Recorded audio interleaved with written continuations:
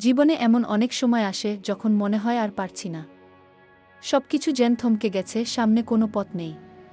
ঠিক এই মুহূর্তগুলোই কিন্তু সবচেয়ে জরুরি, কারণ এই কঠিন সময়ে আমরা নিজেদের ভেতরের আসল শক্তিটা খুঁজে পাই।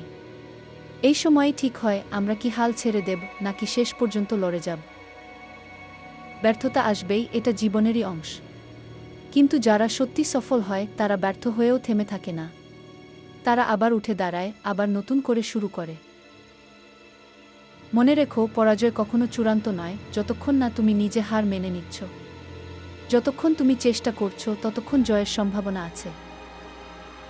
তোমার স্বপ্ন যদি তোমাকে একটুও ভয় না দেখায়, তাহলে হয়তো সেটা যথেষ্ট বড় নয়।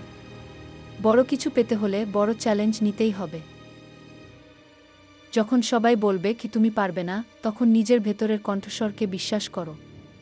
নিজেকে বলো, আমি পারি, আমি পারবো, তুমি অমূল্য, তুমি অসাধারণ।